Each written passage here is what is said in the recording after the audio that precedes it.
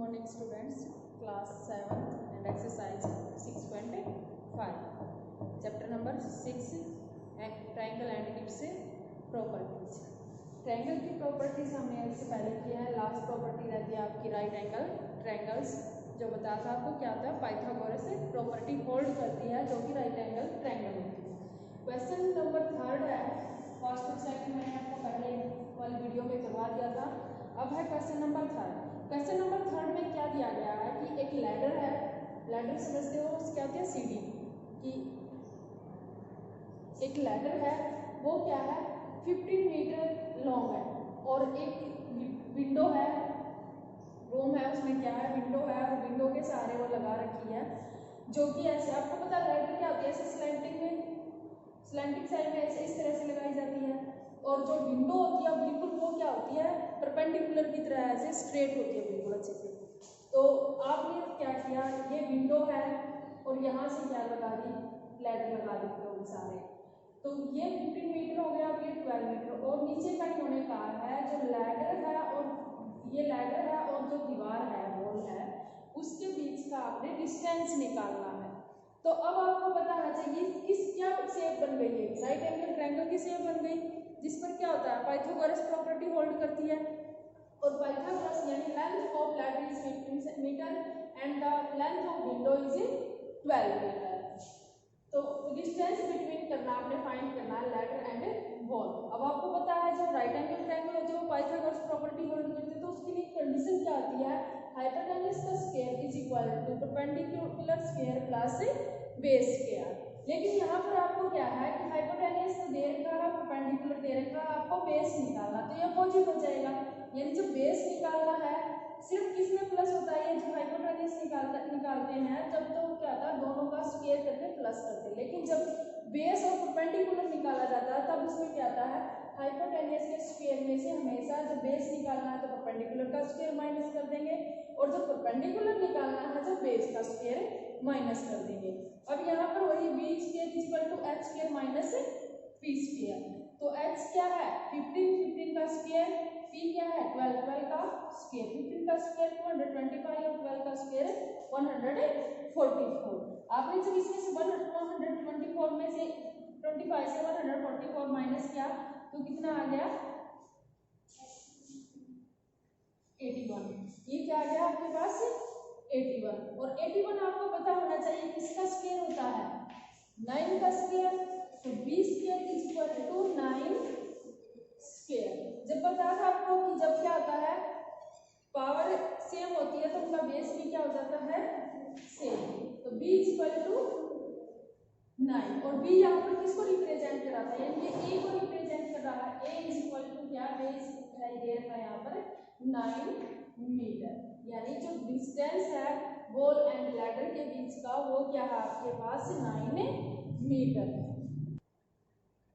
इससे से क्या है आपका जब बेस सेम होते हैं और पावर सेम होती है तो बेस भी क्या हो जाते हैं सेम हो जाते हैं, तो b की वैल्यू यानी यहाँ पर क्या आ गई आपके पास 9 मीटर, जो कि यहाँ पर a लिख रखा distance a is equal to 9 metre.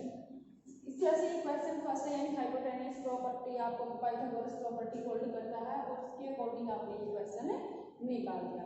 उसके बाद है क्वेश्चन 4। क्वेश्चन 4 में ये बोला गया है कि आपको ये बताना है कि कौन सी राइट एंगल ट्रायंगल है, और राइट एंगल ट्रायंगल के लिए क्या करना है आपको पाइथागोरस प्रॉपर्टी लगाकर देखनी है कि यह पाइथागोरस प्रॉपर्टी होल्ड करती है तो वो क्या है राइट एंगल ट्रायंगल है, नहीं तो वो क्या राइट एंगल ट्रायंगल नहीं है। क्वेश्चन 4 का जैसे फर्स्ट पार्ट है वहां पर लिखा हुआ है कि एक ट्रायंगल है और ट्रायंगल की साइड दे रखी है कि 2.5 metre centimetre and 6 centimetre and 6.5 centimetre. सबसे पहले तो आपको ये देखना है कि सबसे जो ज्यादा लेंथ है वो किस साइड की है, इसमें आपने चेक किया 2.5 6 सेंटीमीटर एंड 6.5, इनमें सबसे बड़ी कौन सी है 6.5, तो यानी यहाँ पर ये 6.5 क्या है हाइपोटेन्यूज है, क्योंकि हमने प्रॉपर्टी होल्ड की थी क्या sum of two side is greater than other third side, और हाइपोटेन्यूज की प्रॉपर्टी यहाँ पर पाइथागोरस प्रॉपर्टी क्या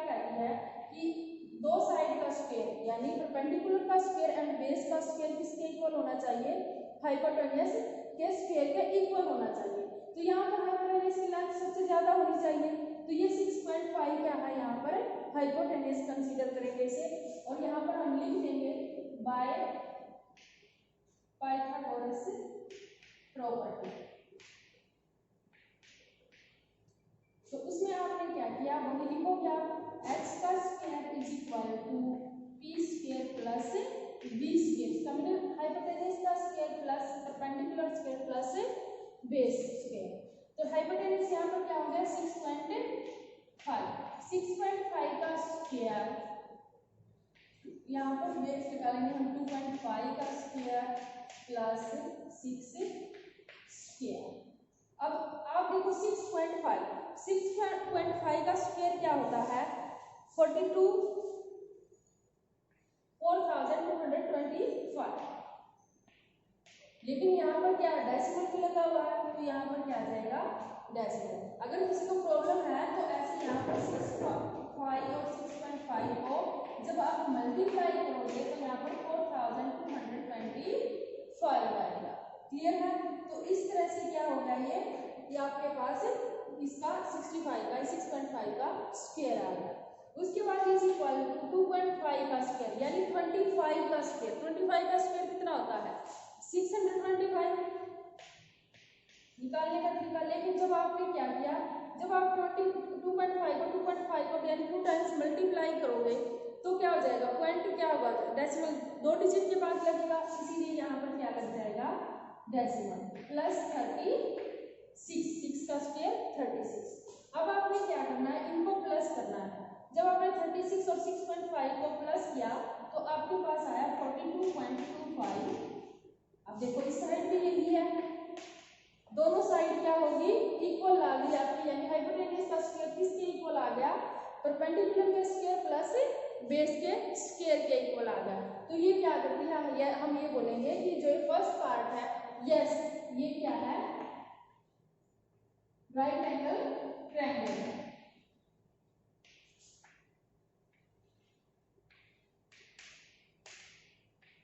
अगर इस तरह की कंडीशन लास्ट में आपके पास नहीं आती है तो वो क्या है राइट एंगल ट्रायंगल नहीं है। जैसे ही आप इसका सेकंड पार्ट करके देख लो, उसमें अगर वो इस तरह की कंडीशन होल्ड कर रही है तो वो राइट एंगल ट्रायंगल है, नहीं तो वो राइट एंगल ट्रायंगल नहीं है। ये दिया गया है 2 centimetre and 2 centimetre and 5 centimetre. अब वही कंडीशन लगानी है आपने। देखो यहाँ पर क्या है, बड़ी साइड कौन सी है, सबसे बड़ी ज्यादा साइड लेंथ किस साइड की है, इसको आपने ले लिया हाइपोटेन्यूज, यानी h square is equal to p square plus b square. h का स्क्वायर यानी 5 का स्क्वायर, 2 का स्क्वायर प्लस 2 का स्क्वायर।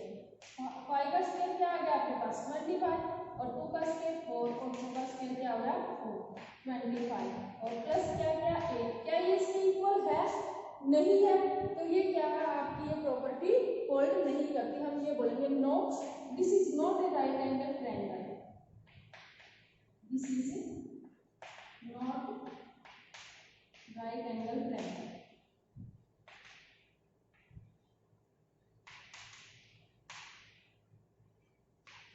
ये इस तरह से थर्ड पार्ट आप अपने आप करना है इसका। नेक्स्ट है फिफ्थ सम।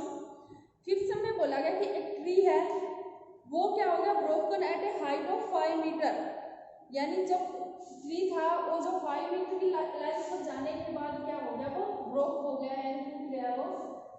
देखो इस तरह से करेंगे हम कि यहाँ पर से कोई ट्री स्टार्ट होता है और वो यहाँ तक गया और यहाँ पर 5 मीटर हो गया ये, क्योंकि ऐसे सब में क्या है पिक्चर फिगर जरूरी है।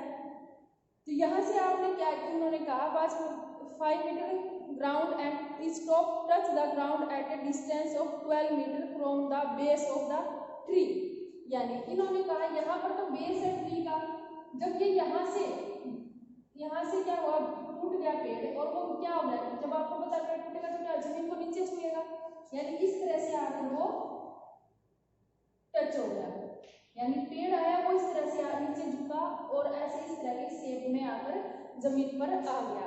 और जमीन पर आने के बाद इसने क्या किया, यानी 12 मीटर का बेस ऑफ द ट्री, यानी यहाँ से यहाँ यानी इससे कितनी दूरी पर गया वो 12 मीटर की दूरी पर जाकर टच कर दिया।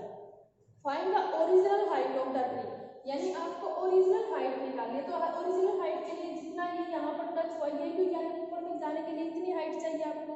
तो इसके लिए सबसे पहले क्या करना पड़ेगा आपको, ये हाइट निकालनी पड़ेगी। ये हाइपोटेन्यूज यानी ये किस शेप का बन गया, राइट एंगल ट्रायंगल की शेप का बन गया। तो इस तरह से क्या आपको ये निकालनी है, तो इसको आपने क्या मान लिया, h मान लिया।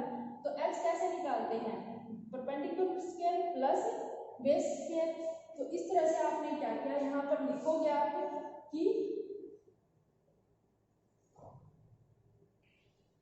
Late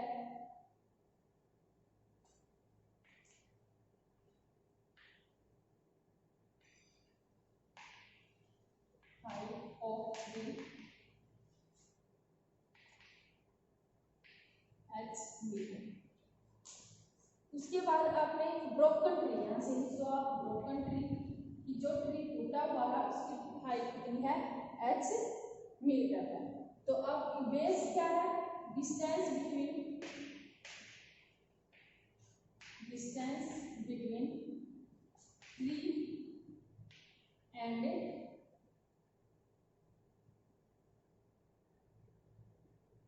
base tree. तो वो कितना है आपके पास 12 मीटर।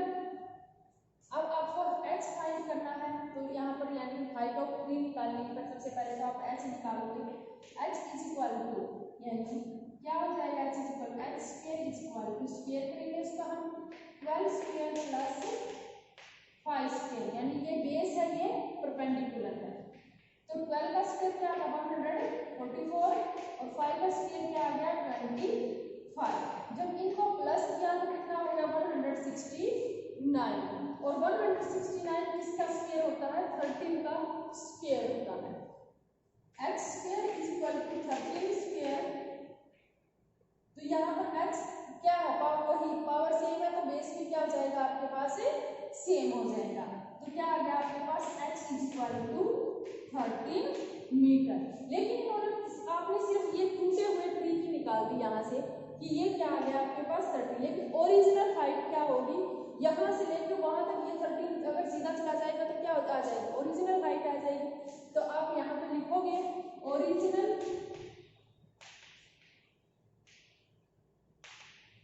हाइट ऑफ ट्री, और पहले वाली ये जो जितना रहेगा जहां से टूटा वो भी आपको प्लस करनी है 5 प्लस 13 यानी 5 plus 13 is equal to 18 metre. Clear है। तो ये आपकी यानी ओरिजिनल हाइट क्या आ रही थी कि 18 मीटर है। इस तरह से आपको ये क्वेश्चन 5 है। नेक्स्ट है क्वेश्चन 6। क्वेश्चन 6 में क्या बोला गया है कि आपको एक ट्रायंगल दे रखी है PQR,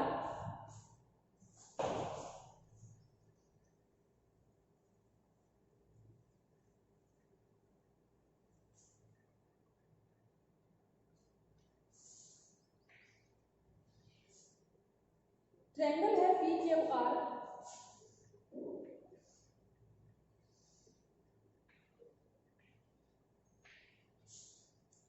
इसमें आपको दे दिया कि 25 डिग्री एंड 65 डिग्री, यानी ये क्या है, ये एंगल जो है यहाँ पर 25 डिग्री बनाता है और जो यहाँ पर है वो 65 डिग्री एंगल बनाता है। तो इस तरह से क्या है, इन्होंने कहा कि इस right which of the following is true, यानी इसमें से आपको कौन सी स्टेटमेंट ट्रू है। कि एक तो आपको दे दिया कि फर्स्ट में दिया आपको PQ square plus QR square, PQ square plus QR square is equal to RP square.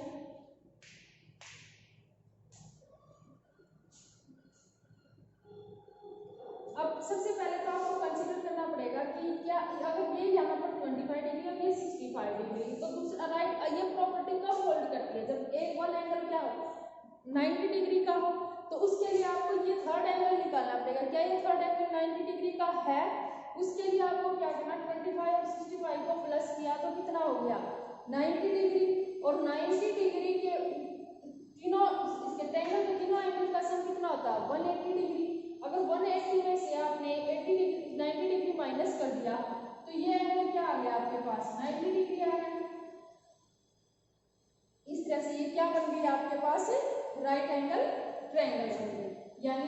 आपके पास बेस हो गया, ये परपेंडिकुलर हो गए यहाँ से, और फिर ये हाइपोटेन्यूज हो गया। तो इसके लिए आपने बताना कि पी क्यू स्क्वायर, यानी इस पी क्यू का स्क्वायर प्लस क्यू आर का स्क्वायर या R P square is equal to are.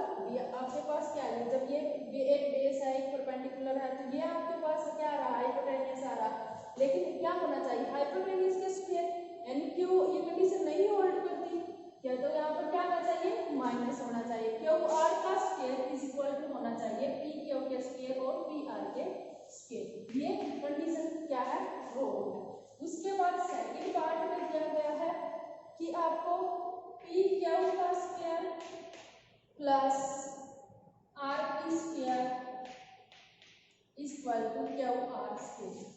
अब देखो, एक बेस था, एक परपेंडिकुलर था, और ये क्या था, हाइपोटेन्यूज था। इसको ना इस तरह से सोचो आप, इस तरह से कि ये यहाँ पर बेस है, ये परपेंडिकुलर, क्या इस कई कंडीशन होल्ड करके, देखो ये हाइपोटेन्यूज है तो क्यू आर स्क्वायर हो गया, ये क्यू आर स्क्वायर, और P Q square plus R P square, तो ये क्या करता है, हाँ ये पॉसिबल हो सकता है, राइट एंगल ट्रायंगल्स में ये करेक्ट है। उसके बाद है थर्ड में क्या बोला गया है कि R P square plus Q R square equal to P Q square. क्या ये कंडीशन ऐसे हो सकती, R P square plus Q R square equal to P Q square, नहीं हो सकती है, क्योंकि आपने पता राइट एंगल ट्रायंगल्स की होती है, अगर दूसरी चीज निकालनी है, बेस निकालना है या आपका परपेंडिकुलर निकालना है, तो वो क्या होगी, हमेशा हाइपोटेन्यूज से माइनस होगी वो कंडीशन, लेकिन प्लस किसमें होगी, सिर्फ हाइपोटेन्यूज कंडीशन वाली में, कि हाइपोटेन्यूज का स्क्वायर इज इक्वल टू है base square plus perpendicular square. तो इस तरह से क्या है, ये आप यानी यहाँ पर भी क्या है, ये प्रॉपर्टी राइट एंगल ट्रायंगल्स को होल्ड नहीं करती है। आपको क्वेश्चन नंबर 6 से करने हैं। Thank you.